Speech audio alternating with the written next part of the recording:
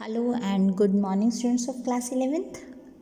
आज हम अपना जो ये चैप्टर हम 9th चैप्टर कर रहे थे internal trade types of retailer करते, पर अब नहीं करेंगे। क्यों? क्योंकि जो टाइप्स ऑफ रिटेलर है ये हमारे सिलेबस से इस साल कट हो चुका है। अब हम अपना नेक्स्ट चैप्टर स्टार्ट करेंगे, chapter number 10। Okay, our chapter number 10 is international business. हमारा 10th चैप्टर है international business. This is the last chapter of our syllabus. इसके बाद हमारा सिलेबस कंप्लीट हो जाएगा। Okay, so first of all international business. Inter means आपस में, national nations के बिजनेस, जो नेशंस के बीच में आपस में जो बिजनेस होता है that is known as the international business. या फिर हम कह सकते हैं वो सब बिजनेस एक्टिविटीज़ जो किन्हीं दो कंट्रीज़, दो या दो से ज़्यादा कंट्रीज़ के बीच में होती हैं। ठीक है, all those activities will be known as the international business. अब देखिए बेटा, सवाल ये उठता है कि हमें इंटरनेशनल बिजनेस की क्या ज़रूरत है। क्या हम सभी हमारे जो प्रोडक्शन है, जो हमारी डिमांड है, क्या हम वो अपने नेशनल जो हमारी बिजनेस की एक्टिविटीज़ है उनसे कंप्लीट नहीं कर सकते? The answer is no. क्यों? इसका सीधा सा जवाब है कि देखिए, हर कंट्री के पास जो नेचुरल रिसोर्सेज हैं वो अलग अलग है। किसी कंट्री के पास कोयले की खदानें ज़्यादा हैं, किसी कंट्री के पास तेल के कुएं ज़्यादा हैं, किसी कंट्री के पास नेचुरल रिसोर्सेज लाइक प्लांट्स और वेजिटेशन वगैरह ज़्यादा अच्छी है। तो हर कंट्री के पास जो नेचुरल रिसोर्सेज हैं वो अलग अलग टाइप के हैं। ठीक है, तो हर कंट्री को अपनी डिमांड को पूरी करने के लिए दूसरी कंट्री पे डिपेंड रहना पड़ता है। ऑलराइट, अब देखिए हम नेचर करेंगे इंटरनेशनल बिजनेस का। इन्वॉल्वमेंट ऑफ टू कंट्रीज़, बिल्कुल इंटरनेशनल बिजनेस में दो कंट्रीज़ की इन्वॉल्वमेंट होनी बहुत ज़्यादा ज़रूरी है। ठीक है, एक अकेली कंट्री है वो अपना अलग से बिजनेस कर रही है, that is a different thing. But अगर वो किसी दूसरी कंट्री के साथ अपनी बिजनेस एक्टिविटीज़ चला रही हैं, सेल कर रही है वहाँ पर, या फिर कुछ परचेज कर रही है, एक्सपोर्ट कर रही है, इंपोर्ट, कुछ भी ऐसी एक्टिविटी कर रही है, that will be the international business. Many basis, काफ़ी सारे बेसिस हैं इंटरनेशनल बिजनेस को करने के लिए। काफ़ी सारे बेसिस हैं। किस किस बेस पे हो सकता है? Like unequal distribution of natural resources, ये चीज़ मैं बता चुकी हूँ। जो हमारे जो अलग अलग देश हैं उनमें नेचुरल रिसोर्सेज अनइक्वली डिस्ट्रीब्यूटेड हैं। ठीक है, किसी देश में जैसे कि मैंने बताया था तेल के कुएँ काफ़ी हैं, किसी देश में वेजिटेशन ज़्यादा अच्छी है। ठीक है, किसी देश में कोयले की खदानें ज़्यादा हैं, किसी देश की मिट्टी अच्छी है, वहाँ पे प्रोडक्शन करना काफ़ी बेनिफिशियल होता है। तो ये सब सिचुएशंस क्या करती हैं, हमें सेल्फ डिपेंडेंट होने की बजाय हमें दूसरी कंट्री पे डिपेंड बनाती है for the natural resources. Okay, language difference, देखिए इंटरनेशनल बिजनेस कर रहे हैं तो ऑब्वियसली लैंग्वेज में बहुत ज़्यादा डिफरेंस रहेगा।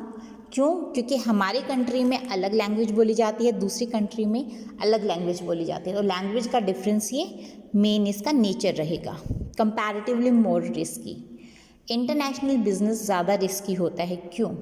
नेशनल बिजनेस के अंदर तो हम लोग क्या करते हैं, अगर मान लीजिए हमारे बैड डेट्स भी हो जाते हैं तो हम उनसे निकलवा सकते हैं, लेकिन इंटरनेशनल बिजनेस में सभी चीज़ गवर्नमेंट के अंडर होती है। ठीक है, तो अगर हमें कुछ नुकसान भी होता है तो काफ़ी ज़्यादा हाई लेवल पे होगा।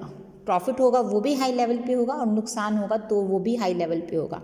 और इसके अंदर जो बिज़नेस है वो ज़्यादा रिस्की इस वजह से भी है क्योंकि हम कुछ भी इंपोर्ट करते हैं या एक्सपोर्ट करते हैं तो एक देश से दूसरे देश तक ले जाने में सामान काफ़ी बार डैमेज भी हो जाता है।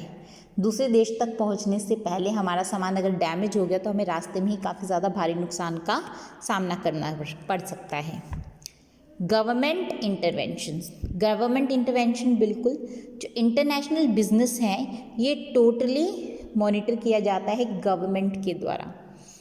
ठीक है, हमें कुछ भी सेल करना है, परचेज करना है, एक्सपोर्ट करनी है, कोई टेक्नोलॉजी है, कुछ भी इंपोर्ट या कुछ भी करना है तो हमें पहले किसका अप्रूवल लेना पड़ेगा? We have to take the approval of the government first. Payment in foreign currency, yes, इसके अंदर जिस भी कंट्री से हमने कोई भी सामान इंपोर्ट किया है उसको पेमेंट हमें उसी करेंसी में देना पड़ेगा, ठीक है, जो करेंसी उस कंट्री की है। Next, benefits of international business. International business के बेनिफिट्स क्या क्या हैं? देखिए, बेनिफिट्स का नेशन को है और फर्म्स को है। नेशन को क्या क्या बेनिफिट हैं? Earning of foreign exchange, foreign exchange मिलती है इंटरनेशनल बिजनेस की हेल्प से। अगर हम अपने बिजनेस एक्टिविटीज़ को इंटरनेशनल लेवल पर लेकर जाएं तो जो दूसरी कंट्रीज़ की जो एक्सचेंज है, जो करेंसी है, वो हमारे देश में आएगी। कैसे आएगी? हम अपने गुड्स बाहर एक्सपोर्ट करें, ठीक है, तो वहाँ पर से हमें फॉरेन करेंसी हमारे देश में आएगी। अर्निंग हो गई ना हमारी। More efficient use of resources, ज़्यादा एफिशिएंट यूज़ हम कर सकते हैं रिसोर्सेज का। जो हमारे नेचुरल रिसोर्सेज हैं, इंटरनेशनल बिजनेस की हेल्प से हम उसका मैक्सिमम यूटिलाइजेशन कर सकते हैं, ठीक है। हर एक प्रोड्यूसर सिर्फ पहले क्या था, वो प्रोड्यूस करता था जो उसको मैक्सिमम प्रॉफिट देगा। अब वो प्रोड्यूस करेगा जिससे उसको लार्ज स्केल इकोनॉमीज़ मिलेगी और वो ज़्यादा से ज़्यादा बेटर प्रोडक्शन करके हमारे देश में जितना सेल हो रहा है उतना करने के बाद, हमारे देश की डिमांड कंप्लीट करने के बाद, वो दूसरे देश में जो एक्सेस प्रोडक्शन है उसको सेल कर सकता है, ठीक है। Next one, efficient growth prospect and employment potentials.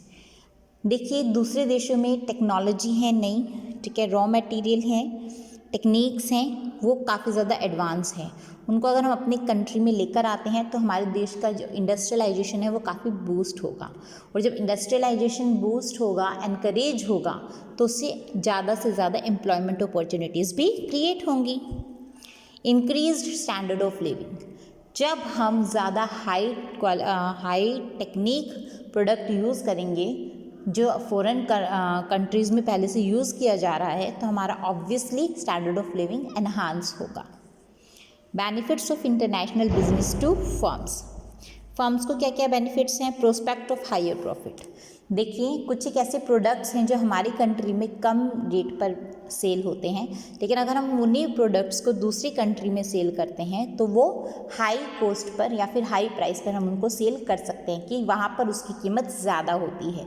तो जब हम वही प्रोडक्ट जो अपनी कंट्री में कम कॉस्ट पर सेल कर रहे थे, वही हाई प्राइस पे हम दूसरी कंट्री में सेल करेंगे तो हमें क्या होगा? ज़्यादा बेटर प्रॉफिट्स मिलेंगे।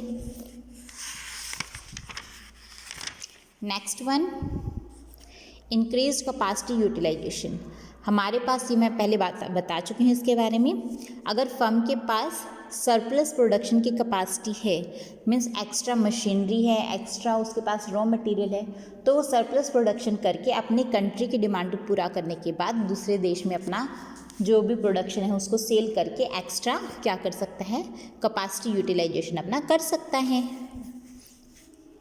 प्रोडक्शन का। प्रोस्पेक्ट फॉर ग्रोथ, इसमें ग्रोथ के प्रोस्पेक्ट काफ़ी ज़्यादा अच्छे हैं। क्यों? अगर मान लीजिए कोई ऐसा प्रोडक्ट है जो हमारी कंट्री में नहीं चल रहा है, उसकी डिमांड इतनी अच्छी नहीं है, तो वो प्रोडक्ट हम दूसरी कंट्री में सेल करके ज़्यादा से ज़्यादा बेटर प्रॉफिट कमा सकते हैं।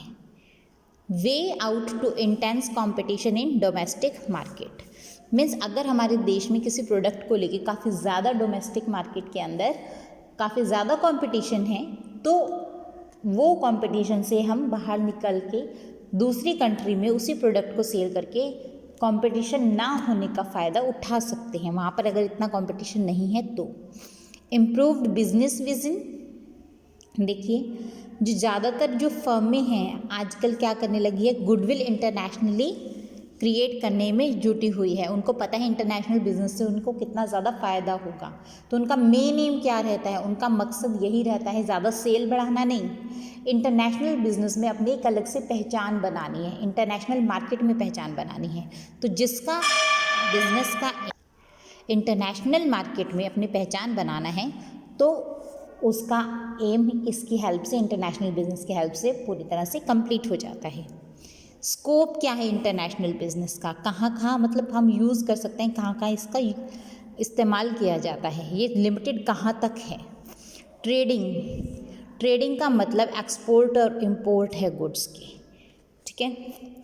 आज के टाइम में सिर्फ एक्सपोर्ट और इंपोर्ट के लिए हमारे देश में और दूसरे देशों में भी काफ़ी सारे स्पेशल हाउसेस बनाए गए हैं, स्पेशल फर्म्स बनाई गई है जिनका काम एक्सपोर्ट और इम्पोर्ट करना ही है विद द अदर कंट्री, ठीक है। सर्विस सेक्टर का रोल इसी वजह से बढ़ा है क्योंकि इंटरनेशनल बिजनेस ने काफ़ी ज़्यादा मतलब आप कह सकते हो सक्सेस हासिल की है, काफ़ी ज़्यादा सफलता हासिल की है, बुलंदियों को छुआ है।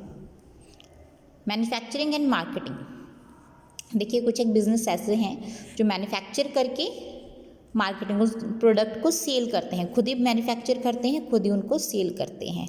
जो बिजनेस यूनिट ये काम करती है, ठीक है, वो उनका मतलब स्कोप काफ़ी ज़्यादा हाई है in the international market. Sources and marketing, कई बार होता है कुछ नेचुरल सोर्सेज हमारे देश में महंगे होते हैं, कुछ रिसोर्सेज रॉ मटेरियल आप बात कर सकते हैं, लेकिन दूसरे देश में उनकी कीमत सस्ती होती है। तो हम क्या कर सकते हैं, हम अपनी कोई ब्रांच दूसरे देश में ओपन करके वहाँ पर प्रोडक्शन करके फिर वहाँ से प्रोडक्शन मंगवा के कम कीमत पे वहाँ पे प्रोडक्शन की, यहाँ पर हम उसका बेनिफिट उठा सकते हैं हाई प्राइस पे उसको सेल करके। ग्लोबल सोर्सिंग फॉर प्रोडक्शन, वो कंपनीज जो दूसरे देशों से रॉ मटेरियल मंगवाती है, ठीक है, वो सोर्सिंग इसमें ग्लोबल सोर्सिंग फॉर प्रोडक्शन के अंदर आती है, ठीक है। इसके अंदर क्या है, पिछले वाले में तो हमने क्या किया था कि हमने अपनी ब्रांच को ही दूसरे देश में खोल दिया था, लेकिन इस वाले केस में क्या होगा, हम कोई ब्रांच दूसरे देश में नहीं खोलेंगे, वहाँ से हम सिर्फ रॉ मटेरियल मंगवाएंगे जो सस्ता पड़ता है दूसरे देशों में हमारे देश के मुकाबले में। तो वहाँ से मंगवाने के बाद हम उसकी प्रोडक्शन, रॉ मटेरियल जो कम कॉस्ट पे हमें अवेलेबल हुआ है उसकी प्रोडक्शन करके फिर उसको मार्केट में सेल करेंगे एट द हाई प्राइस। तो इससे हमारा क्या है, काफ़ी ज़्यादा हेल्प मिलेगी प्रॉफिट्स कमाने में। फॉरेन इन्वेस्टमेंट काफ़ी ज़्यादा आजकल बढ़ावा मिल रहा है उसको गवर्नमेंट की तरफ से भी। फॉरेन इन्वेस्टमेंट में क्या होता है, दो तरह के इन्वेस्टमेंट हम इसमें देख सकते हैं। First one is FDI, foreign direct investment. Next one is portfolio investment.